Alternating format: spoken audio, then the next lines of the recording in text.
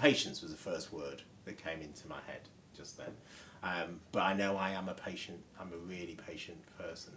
So I don't know if that's how I found this area of work because of who I am, or I'm lucky that I want to do this kind of work, and I'm a very patient person. I'm involved in a project to do with ceramics up in the northeast at the moment, and you know, one of the things I've been talking to with the museum there is, you know, you must be careful to look at these CVs of these artists that are applying to do this work that we're wanting to do with hard to reach communities, because actually the CV of an artist who's done lots of work with clay is not necessarily the right person to do community outreach work. And unfortunately, in straitened times where we're all looking for money desperately, there are artists now wanting to do this kind of work, let's be brutal, because it's a way of earning another £1,000. And I think one has to be really, really alert to that, because it's a different path. They're not mutually exclusive. In fact, in my own work, I feel as though there's a sort of Venn diagram between my community theatre work and arts work and my theatre practice that isn't necessarily community-based, and I actually really want both to be alive because they feed me in different ways. But if you're going to work in the community, you must genuinely have that track record of interest and that desire to engage in a different sort of way, which I think is about believing in what people have to offer. Really believing in that, Listening, way more important than speaking and talking and putting out or saying what you've got to say. You just listen and watching as well. Be really observant. It's about being flexible and fluid and open and sort of listening to people and being responsive to them, I think, and not being on a set fixed path. I think that's really important to me, that you actually, there is a genuine collaboration. It's not just you coming in and going, today we're going to do this. But then on the flip side of it, I think there is something about these groups of people needing someone to lead them in some way. Because it's about groups, it's about group dynamics, and it's about trust and safety. And there are lots of situations in groups that you encounter where there isn't any trust and there isn't the safety. So it's your job to create that, to establish that, because then once you've got that, then anything can happen, which is something I love. That's what I want. I want anything to be able to happen. I get a bit frustrated when things don't happen, or in the sense of people playing it safe the whole time. That's not really interesting. We're trying to explore. We're always trying to explore. Always trying to find out things. So it's about creating an environment where that can happen. There are things that are not fashionable, really, that people. I think reading a spreadsheet, and it might not be the most sexy thing you'll ever do, but my goodness, when you get out there, actually being able to read a spreadsheet to feel confident working with budget. Keep an open mind, staying open to ideas and influences and experiences is a really useful skill. Not needing a lot to eat or drink, great skill. Living off hardly anything. Determination. You have to be. So that's related to the faith. You've got to believe in what you're doing because it's really, really hard. It's really hard, as you know. And organisation, actually. I would put in organisation. Yes. I really think, yes. I think planning and detail actually really matters in the way that I work. And I know lots of practitioners who aren't great at that and do it. And I'm not good at the finishing, but I'm very good at the forward planning, at the scheduling, at the seeing what the And I do think you need that. You need a feel for, you know, how many sessions it's going to take to allow a certain piece of work to emerge, and you need to give yourself the leeway that you need. All that's really important too. Yeah. And humility, massive skill on the right up there on the scale, which is probably aligned to listen. But you're not the, you know, you might be heralded as the expert or come in as the expert. You are definitely the leader, but you need to have humility. Also, if you're co-working, you've got co-workers. You don't have to. It's not all about you and your ideas, etc., or accepting you might have got that wrong. You know, and there's lots. You'll learn lots from everybody in the room or everybody around from the whole thing. But yeah, have some humility.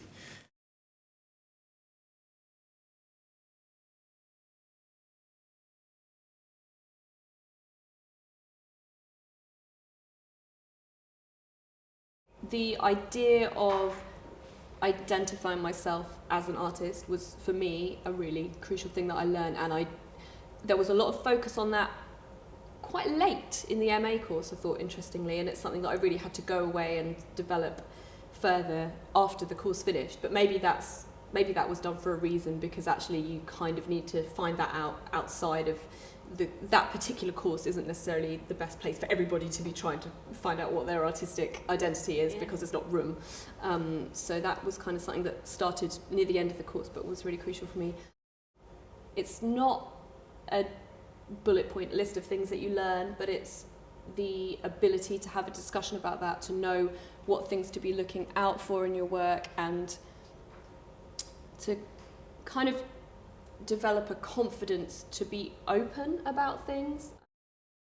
Having confidence, I think building up confidence as you're set with yourself, with students, with myself, with students as artists, being able to define yourself as an artist before you're a practitioner. So you have a form of a sensibility, how you might see something, how you hear something, how you shape something, how things make sense, what the world looks like to you, what you want to do about how you see the world, having a whole relationship with yourself as a functioning, valuable artist. And then, you know, and alongside that, looking at what your practice then is when you're working in a socially engaged setting. But to be able to define yourself as an artist, I'd like more time given to that. As well as the really practical things, which I also include as learning the theory and understanding the kind of figureheads in applied theatre, the main thing I took out of doing my MA was self-belief and not to doubt myself.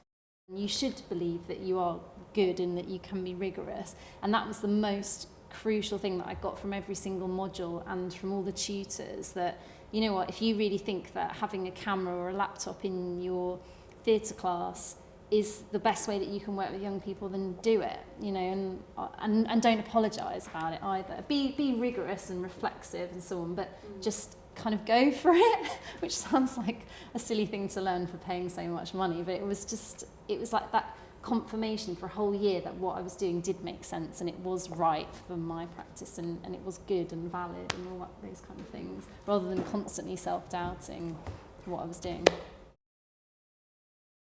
Well, this is really carrying on from the conversation that we had before, and I feel more and more strongly, as I think I'm feeling more strongly now than I probably ever did, that grounding in theatre practice that I had right at the beginning was essential, and is essential to people who are going to work in this field, because I think that it's not just that you learn. You know, there are lots of things that I learned at university that I still use. I am actually very passionate and rigorous about the fact that if we're working, we should be skilled in all senses. And I think it's interesting that one of our weaknesses in this country particularly is that we are rather lazy. Actors can be very lazy about their discipline. I don't understand why that's the case, but you know, dancers understand how they have to work with their bodies, singers understand how they have to practice, and actors think they can go and have a pint and then go on stage. You know, it's a sort of strange thing. So I suppose I remember saying at the time, I want to go to the Bristol Vic because I want to learn how to make a basic table, and then I can decide what kind of table I'm going to make in the end. But I want to make a table that will stand solidly on its four legs. And in some ways, that's what I got. Half-baked cake is not good. I think that's because if you kind of, that's what I try to kind of, and I'm very tough sometimes. People, I think it's because I mirror myself in the person that I learn the most, which is my dance teacher from Brazil. He made me cry in despair, but also there was an amazing sense of, I'm doing this because I care about you. Too tough at times. I'm not that tough. So I really think that what I'm trying to pass on is that if you have that sense of, I'm gonna keep pushing myself to do my best, then you can go and get stuff. You can do stuff. You can learn stuff. You can make it happen. I've never, ever really taught the same thing twice.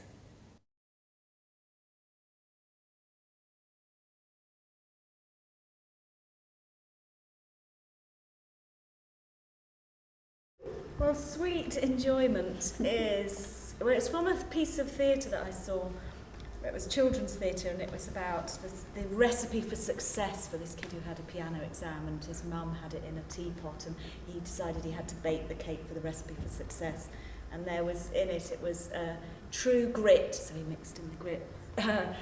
True grit, bitter determination, a bit of bitter determination. And the last ingredient, which he couldn't find anywhere, was sweet enjoyment. Anyway, so the story was about how he got the sweet enjoyment, he added it in, and then he played piano, and you just heard the sweet enjoyment.